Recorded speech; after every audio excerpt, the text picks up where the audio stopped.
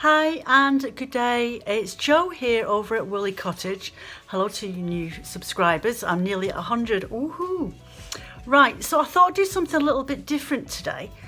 Usually I do something crafty, my dyeing, wool dyeing, yarn dyeing, blending, felting, bits and pieces like that. But I have been following me on my social media pages on Instagram. I have joined. Usually I do the Meet the Maker in March, but the British Craft House have done a challenge for January. So I've been following along and doing that daily. I've been a good girl. I've kept up so far. We're only on day 11. Tomorrow, day 12 when you watch this video. And there was one about what advice, sure it was something along the lines of what advice would you give, what you think is important, a key thing that you need for your business or whatever. So I came up with knowledge. Now, I do often get messaged to ask for help or just advice, really more than anything else, from new crafters that are wanting information or tips about wool or where to get it from or what things are important and what fineness of wools and coarseness of wools and can you weave with this, can you felt with that. So I thought I'll go and rummage through, grab all my books and show you what I read. Now there's a couple of books that I still want to add to my list. I am desperately looking for a second-hand copy of the British Wool Board's Sheep Breeds book. But I'm such a skinflint, I refuse to pay £20 for a book that is going to sit on the shelf and I'm probably going to look through maybe 6-10 times in a year. All my books I use for referencing or for having a little switch through and ideas and things like that. So I have got this collection. It just sat there. This full stack. There's always books that you want to buy and there's always new books that come out. But I do love second-hand books and the best places to go looking for them is on Facebook. If you join weaving groups that are allowed to sell things on, because you get some weaving groups that don't want you to sell anything on there, but there is a couple. I think it's the Weave Spinning Chat page is a good one to go look at. The Rigid Headloom page as well, they've got a group and they sell things on there that you might be able to get a hold of. The Hand Spinners pages, Spinning Chat page, which I'm a member on there, you can sell things on that as well. But it's always worthwhile if you're any of those groups, even some felting groups. I did see somebody, I was looking to see who sold the British Wool Board book, and it was actually a felting lady that sells that via Amazon. So I thought, oh, that's great, that's nice to know. But you can just put a feeler out and just say, has anybody got a spare copy of this book or a book that's unloved? It's just sat on the shelf, not being used. And somebody, generally, I would say 90% of the time, pipes up. And you're definitely going to get it a lot cheaper than you'd get it buying it brand new. But to say that, Adelaide Walker, World of Wool, and Threshing Barn, I think, sell books and magazines. And, do you know, this dog's so annoying. Will you go lie down when I'm... She's been a menace today. Threshing Barn, I think. Weft Blown's always worth a look. The London Weavers Studio are a good place to go looking for resources. But I've never gone looking there for books. But Adelaide Walker and Wing and Wool and Wilder Wool are definitely, you can find and source books on their page, on their websites, and sometimes things get reduced down in price. So it's always worthwhile having a look. And if you can't find it, especially Wing and Wool, don't always put everything on their website that they sell in comparison to in the shop, because it's like an Aladdin's cave in there. If they were to put everything on that website, we would never be off it. So give them a bell and just ask them if they've got a copy that they've maybe just didn't realise it was on there. It's always worth giving them a ring or drop them an email and ask them. So anyway, or go Amazon, but I try and avoid using them if I can help it. So my first #1 book to have, I will tell you down in a minute and we can have a look at these pages, is The Field Guide to Fleece. This is a perfect little book just to have in your rucksack if you're out and about and you're foraging fleece at the fields. But this is generally what I use for just starting off when I'm doing my breed studies on my YouTube. on here. And it's got nearly, I would say, all the breeds that we get in the UK. Not the cross breeds, but the thoroughbred breeds, like the Montedale and the Lonk, the Lal, the Lincoln Longwill, that sort of thing. And that book is printed by Story at www.story.com. I will put the links in my descriptions. So when you, underneath my title, you'll see a little arrow on your right side of the screen. Underneath, click on that, and that's descriptions, and that's usually where I write my little synopsis or summary or put links in or whatever. So in there I'll have all these books that I've got in my collection that I use for referencing. So that's a really good one to have. I can't even remember how much I paid for it. I think I paid about a tenner or just under a tenner, excuse me. So yeah, that's one. Which wool is right for your project? What you might do with that big bag of luscious fleece that catches your eye at the Fibre Festival. Answers to your questions are always at your fingertips, and there's portable reference fleece characteristics of 100 sheep breeds. So they say, brilliant to have in your rucksack, or if you're going to a wool fair, or even if you're just beginning and got your pet sheeps. There's a couple out there that have been messaging me lately. You know who you are. But this is a good one just to get you started so you can get an idea. But as I say, I'm definitely holding out for a second-hand copy of the British Wool Board's book on sheep breeds. So I'm going to turn you down now and we'll go through what we've got. So my next book, though this wasn't my first book, I managed to get a hold of this copy of Yarn-I-tec-tire, I think last summer. Managed to get it at a special offer. And it includes 12 original designer patterns. Really lovely hardback book. It cost me, I think, about £22. And it's perfect knitting project. Starts with your fleece, love to spin, and you'll love to knit. Now discover how to build the ideal hand-spun yarn for each of your projects. So they've got a variety of different designers that have actually helped contribute to this book, but it's been created and cultivated by a lady called Gillian Mereno, who's been involved in craft publishing for more than 20 years with Interweave Press. She launched 4 magazines, including Interweave Knits, also co-authored 2 books, Big Girl Knits and More Big Girl Knits, and she's now number 2 at thekitty.com, where among other roles she is queen of the big picture. So this is again by Story Press. So it is a lovely book. The pictures are absolutely brilliant. I mean, you generally couldn't ask for more. Really lovely pages that shows you how to create different types of techniques in your spinning, to be able to get different types of effects in your knitting and crocheting, that sort of thing. So you've got everything from drafting, fibre preparations, sheep breeds and beyond, and the yarn vision. So why am I spinning? The advantage of keeping track and getting motivated to spin with intention. So yeah, we got a forward from Clara Parks. And then you've got this, which is great. I've seen a lady on Instagram last summer who actually put this into practice and showed everybody how she created these.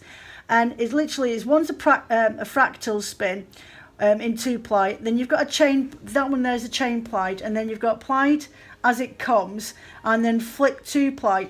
So the flip 2-ply, if I remember rightly, is swapping one end. So you've got a top and a bottom, and then you spin them together, so you do the opposite ends. So, and then you've got singles at the very bottom. It just shows you the different types of patterns or styles of knitting that you're going to get, and the effects that you're going to get from colouring. So you've got in there as well your different types of alternative to wools, like your yak and bison cashmere. Yeah, so the pictures are absolutely amazing. Talks about bats in there, and then how to spin thick thin yarns. Everything about your rovings, how to do striping, semi-worsted, and how to draft consistently. Loads and loads of information, proper picture guides throughout this book. Different techniques if you're doing chunking and combining and with faux lags, that's spinning from faux lags or roll lags, depending on who you are and how much of a stalwart you are. And then weighted wool, then figuring out your yardage that you need to do, so the formulas in there for your mystery skeins. And then there's a couple of patterns in there, stitch clusters, sock patterns, toe ups, bump in the night. So you've got like this thick thin knitted body warmer sleeveless cardigan, and it tells you how many whips per inch you need. You want a short draw, a thick and thin spun, lightly fulled in singles, and you're looking for about 450 yards. And then that's it generally. And then same here, patterns, what you need to do, and then how to measure out for your body for doing those sorting projects. You've got shawls in there, a winter library shawl, and then it's got hand stitching in the back of it. So yeah, for mittens with a proper graph guide. I love pattern work, I love graph guides, that's me in a happy place. So yeah, it's really good. It's definitely my book that I'm quite happy to sit and flick through in the evening in front of the fire and just have a little mooch through it and just, oh, I forgot about that, yeah, I need to try that next time. And it just gives me ideas to sort of just pick up on my own skills. You could quite easily sit there and read it back to back without any problems. It's got a glossary of techniques in the back of it as well. How to do the magic cast on, step-by-step guide on that. The Kitchener stitch, how to cast on for that. The long tail cast ons, and then an index of different resources in the back page, and then your acknowledgements, and then a proper index on the page. So definitely Yarn-I-tec-tire, definitely a good one to get a hold of. Okay, so next, one of the very first spinning books I bought.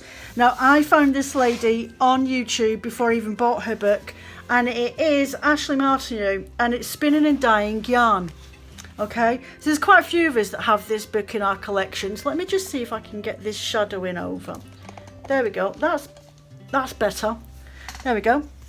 So Spinning and Dyeing Yarns, Home Spinner's Guide to Creating Traditional Art Yarns. So I'll just pull it over a little bit.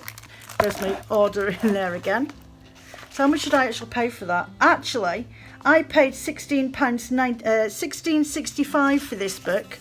I think it retails at American dollars $29.99. I think in UK money it's about $24.99. But I got this from a second-hand bookstore via the dreaded online shop that I'm not going to mention. So yeah, Ashley Martineau put this together. She's really great. She's a good place to go to if you want to learn to do drop spindling and do art yarn drop spinning as well. Really good. She's a really good teacher, and she does do teaching in a general rule in real life anyway. So I'll try to see if there's a prologue, a forward to her. Number of years ago, I was stepping into the edge of the world of hand spinning as I felt as if I'd stumbled across a magical secret garden that had been hiding in plain sight of me. Like so many before me, I was completely captivated by the feeling of wanting to make beautiful yarn, but it was starting from a place of complete and utter ignorance. Not only did I not understand how to go about learning, but I had no idea about the depth of knowledge involved in creating yarn. In response to my desire, I haphazardly went about choosing my first wheel and buying books. So that's the forward from there.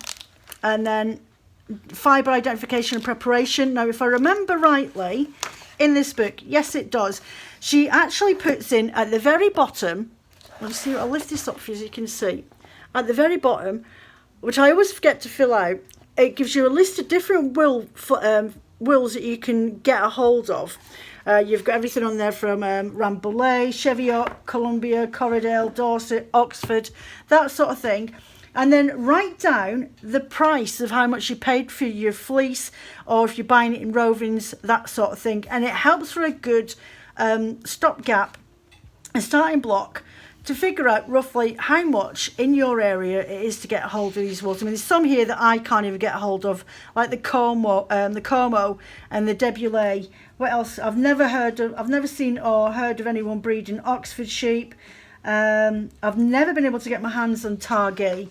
And there's Icelandic, so you've got your coarse wools, your long wools, your goat, your alpaca. So they go through that and explain the descriptions, the different types of wool and fibres you get from that. Build yourself a drying rack, which I keep meaning to do. Instructions of how to wash your fleeces, which is really, really important. I have done a couple of videos myself on how I wash my fleeces and locks. How to care for your wool, equipment that you might need, hand picking wool using a wool picker, which I'm actually getting a pattern for, and I will be building one myself, and I will film that in the next month or so. Combing wool using hand carders, blending on a drum carder, and then it goes on to animal fibres and silks and plant fibres, and talking you all the way through that. Then it dabbles in a bit about immersion dyeing, gradient dyeing, hand painting, solar dyeing, tie dyeing, and then onto dyed fibres. And there's different people that have contributed to this magazine, this book. So it's like different artists that are on about the way that they spin their art yarn, spinning techniques, building yourself a kick spindle, plying beads onto single yarns. I mean, this book is absolutely brilliant as your very first book when it's coming into your spinning world. Once you've bought that drop spindle, good luck. You've just fallen down the rabbit hole.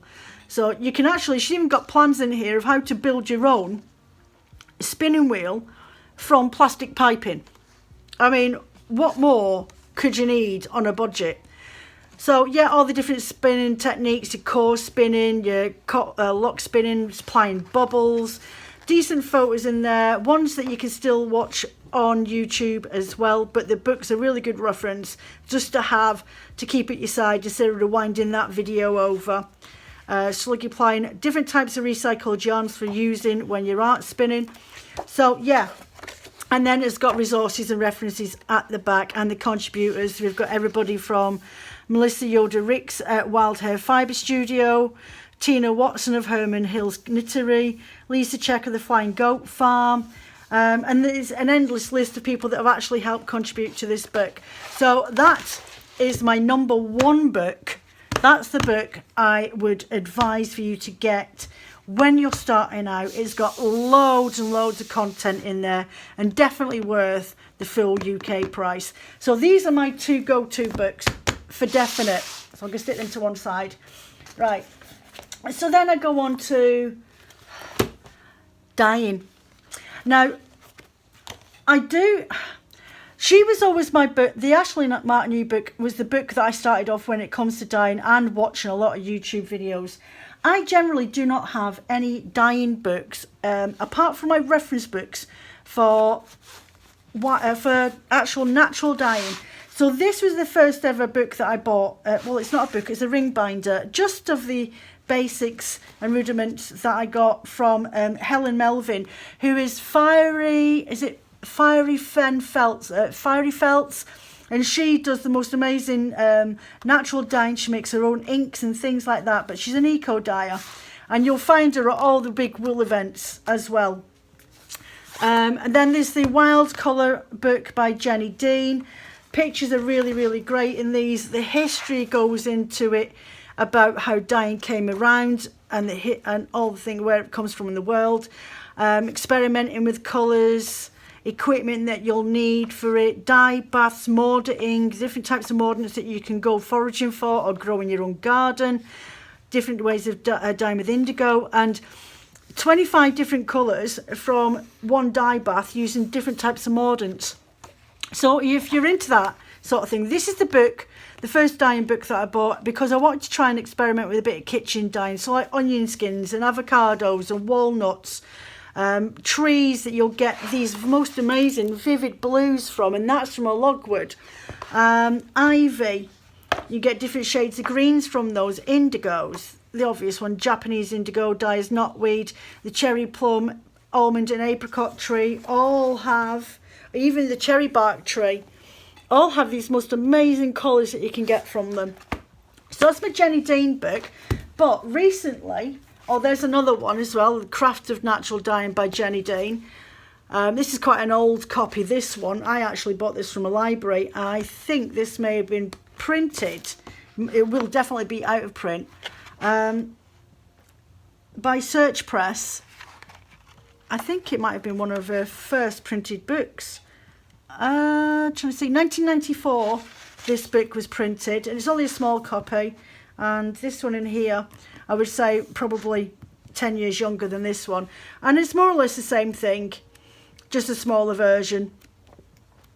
Definitely one of her first books that she's printed, because it's nearly 30 years old. So there's that one. But this one here, The Heritage of Colour, Natural Dyes Past and Present by Jenny Dane. Oh, this was a lucky find. This I bought from Jenny Dane just before Christmas. It was just before Christmas, and she was on Instagram saying that I think it was a museum that she was collaborating with, and they wanted to reprint one of her Heritage of Colours book, but they've done it in this really handy ring bind.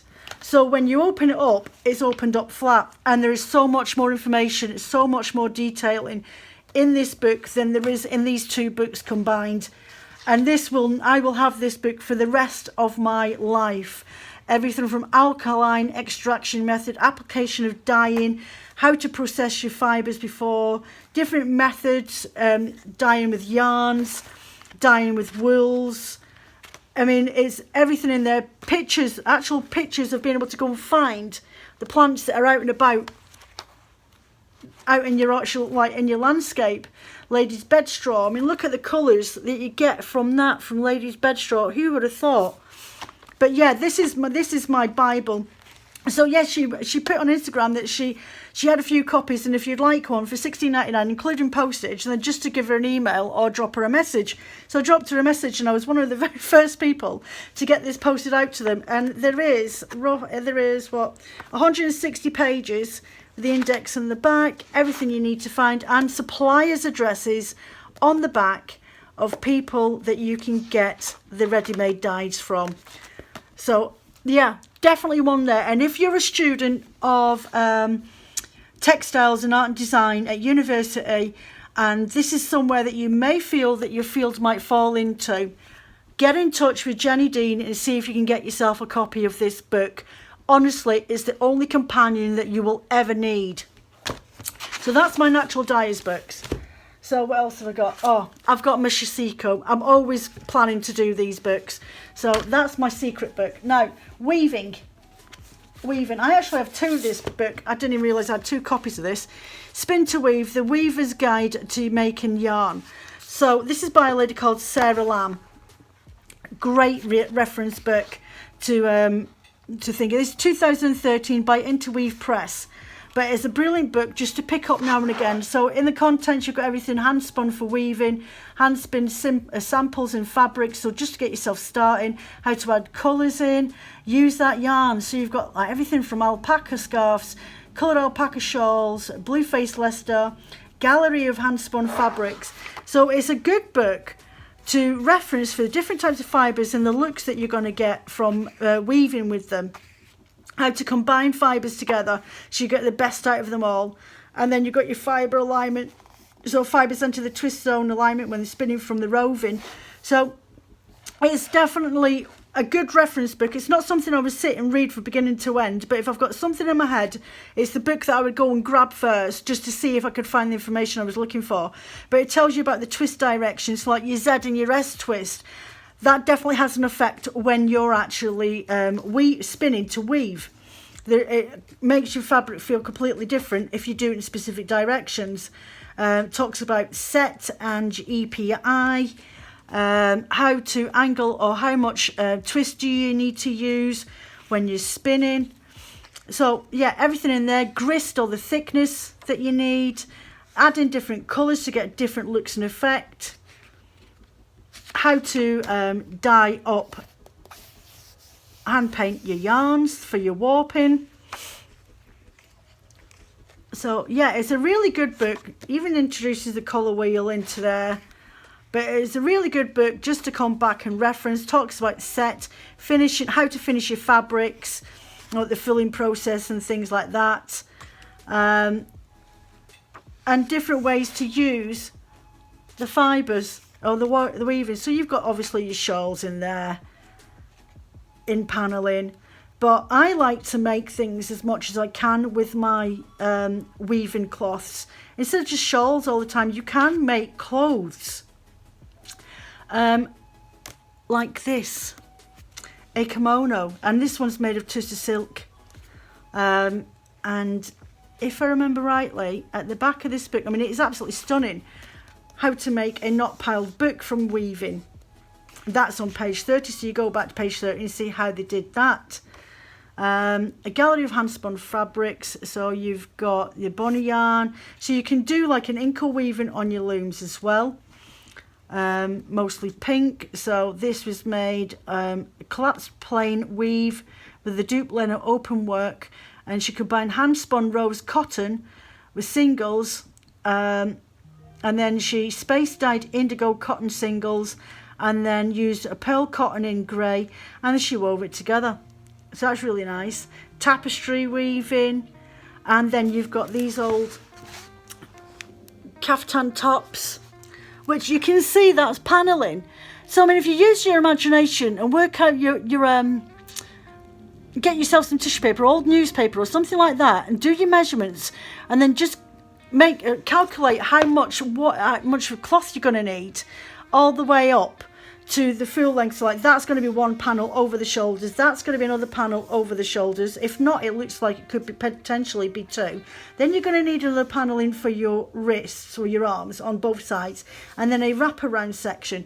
So if you think about it as a length of one panel that you're weaving, calculate all those distances, and there you go. You've got yourself a top. It's just a matter of cutting it out without wasting anything. But you do that after you've filled the fibre. Tea cozies. I mean, come on. How good's that? Make yourself tea cozies. The Blackberry shawl. Do you know, I thought this book had, it might be the other one actually. Oh, there we go. The Tibetan jacket assembly. So I knew it was in the back of here somewhere. So it shows you how to make a yarn blocker. Oh, actually it looks like a warp winder, but it says it's a yarn blocker. And that again is in PVC tubing. But in this book, it gives you the instructions on how to create the kimono. And again, on the back, the Tibetan jacket. So as I say, it's been done in 2 panels and then 2 bits for your arms. So you just need to work out the length that you're going to need for your cloth to be able to create that and sew it all together. Honestly, it is that simple. But it's not till you go and look at clothes. Go and look at your if you've got a little tweedy jacket out in the hallway or something like that, or a summer blazer. Go and look at it. You will see that there's stitching down the back of the actual item. So you've got 2 panels. Then you've got 2 panels on the front where your lapels are, and then you've got your arms. And it's all common sense, really. It's just a matter of go and have a look at an item, see how many panels you need, measure and record the length and the width that you need for optimum, and then that you reduce shrinkage, which is usually about 10 to 15% if it's a wool fibre. But yeah, spin to weave book, really good one to have. Then I have my Handweavers pattern book. Now this is because I've got my shaft loom. So I use this for reference and to just get myself going on making patterns up as I go along if I want a little bit of an intricate design. This is a really good book to have, and it cost me 25 quid. Handweavers pattern book, create wonderful woven fabric with practical guide to more than 600 weaves of the loom. Organised by type, from basic 4-shaft structures to block drafts and double weaves. Choose from a wide range of herringbone, twill, zigzag and diamond designs. And I think they do overshot in this as well. But the lady that wrote this was Dixon, and she began weaving at the age of 12. But it wasn't until nearly 20 years later that she started to weave in a more dedicated fashion. And now she weaves and lectures and demonstrates and teaches, emphasising the importance of a thorough understanding of weaving structures. And she's a guild member of the Association of Weavers, Spinners and Dyers, and a founding member of the Braid Society. So Anne Dixon's Handweavers pattern book. I got that from Amazon, so I probably paid it a little bit cheaper than this actual copy. But it's great. It's got open spine book, so it always lies flat whenever I'm using it. That's a really good book to have in my section. Creative weaving. Now I got this actually from one of my customers who advertised it on Facebook page. See what I mean about second-hand books? So it's creative weaving. This weaving, traditional craft, anyone can get involved at any age. This book gives you all the ideas you'll need to weave creatively and express yourself. Wonderful inspiration from everyday life will get your imagination going on individual weaving projects. And these are close-up photography and will show you finished effects in all their glory. So this is my colour inspiration book. this is the book. I mean, it's got your basics, your yarn basics, washing your fabric, warping your warp calculations, simple calculations, winding on your warp. This is where I got the idea for building my own warping loom, my warping frame, which I actually show. I've got a video on my YouTube channel. You can find that. But then about removing the warp from the frame, and then the best ways to get your frame, your loom warped up to get started, especially if you're doing it on your own. Plain weaving, that sort of thing in there. Goes into a little bit about it, but not a vast amount of detail. The reason why I love this book, because it shows me by putting different colours together and different textures in weaving, I can get all sorts of different effects.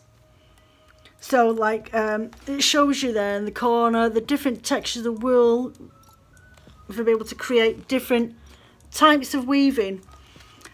And to me, this is a bit more like intuitive weaving. You're just literally doing it in a plain weave, but the colours and the textures are all doing the talking for you, which is absolutely brilliant if you're a beginner weaver.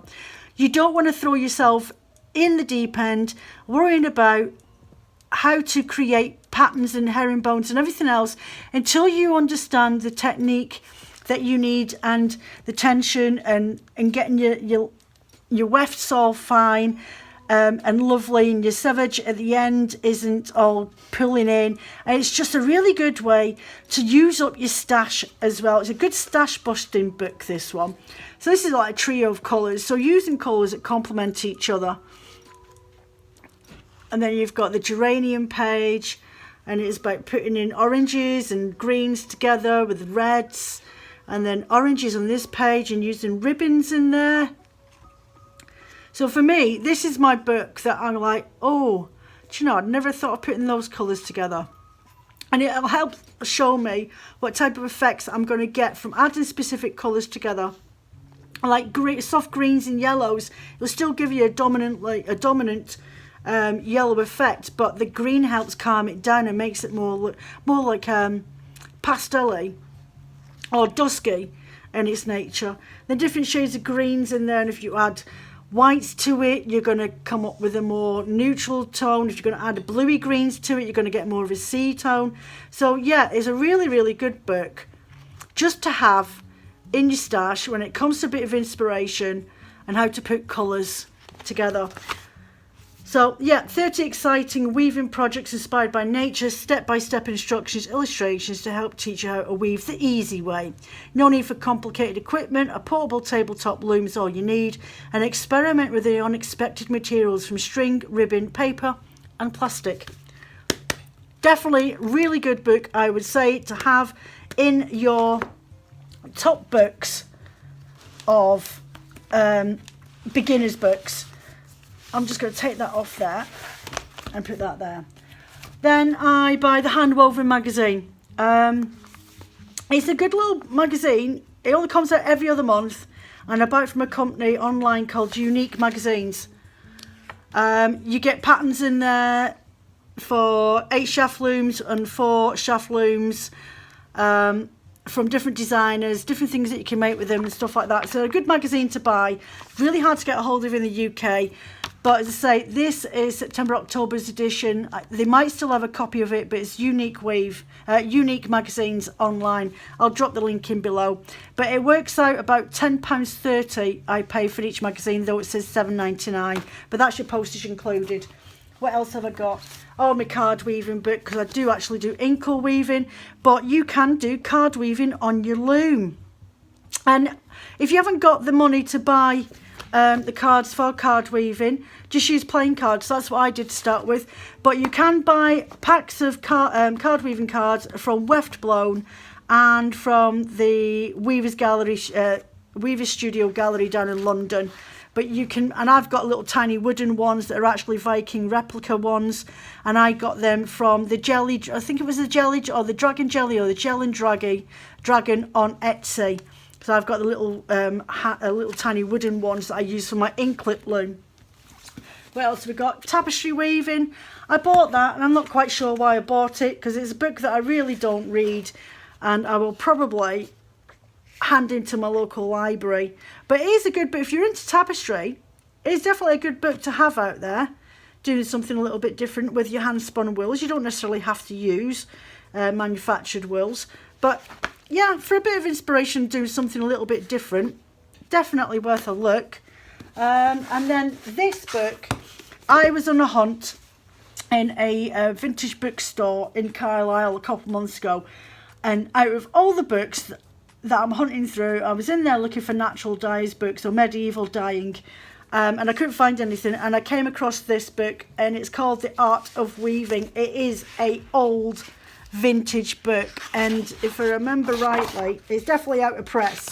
It's by Elsie Regensteiner, and the book was printed, where am I going to see it? This book was printed in 1917, but it's a book that I'm not going to use all the time, but it does have some really strange ideas about how to weave. It's a very old book. You've got the big warping mills there, how to create your warp on a small frame, measurements, chain warping, your floor looms there, how to warp them up. So this is more designed for the floor loom, this book. And if anybody wants this copy, and if you're ever passing by, let me know and you can buy it off me for a couple of quid. It didn't even cost me that much. I think I only paid something like 10 quid for it. Houndstooth Patterns in there as well. It does elaborate, I'm sure it does, that you can do certain patterns on a 4-shaft loom in there, as well as a 8-shaft loom. So there are bits and pieces that I could twist around to make fit for my needs, but there are some really good ideas. It is all in black and white. A pattern weaves, tells you how to use your harnesses, but for somebody that has an 8-shaft loom or a floor loom, this is definitely a good book to have a reference through. As I say, it's a vintage book. It has all sorts of crazy ideas in there. I mean, that looks like the intestines of somebody's stomach. But it's a lovely book just to sit and read through. And there was no way I was walking out the antiques bookshop without coming home with something that I wanted. This wasn't quite it, but it ticked the box for the day. So yeah, so it goes into a little bit about the history and different regions around the world that do different types of weaving, and tapestry weaving and flat rug weaving. So yeah, so there we go. So there you go. Yeah, that's my collection of my reference books, and I don't really need anything else. There are a couple of other books that are on my I want list, but do you know what? There's no rush for me to go and get them. A lot of the information, especially when it comes to breeds, I can go and research that online. My local library is no good. I could probably try and order books in to borrow, but I would rather just hold out and find people that are selling books. So for me, my top 3 books are Yarn-I-tec-tire by Mereno, the spinning and dyeing Yarn-I-tec-tire, the spinning, dyeing and yarn book, and the Creative Weaver. Out of all the books, oh yeah, and my little pocket field guide. Out of all the books to get you going, just to get you started, are those 3 books. That's what I recommend. Other people recommend other ones, but yeah, they're the books that I refer to quite a lot when I'm in the mood for it, or if I just want to sit and just have a little read through in front of the fire, cup of coffee and a good chill out. So I hope you liked this video. I do have something planning that I need to get sorted out about weaving. I was messaged a couple of days ago by a customer to see if I could try and do something a little bit different when it comes to weaving and what to do with the weaving instead of just shawls and scarves afterwards.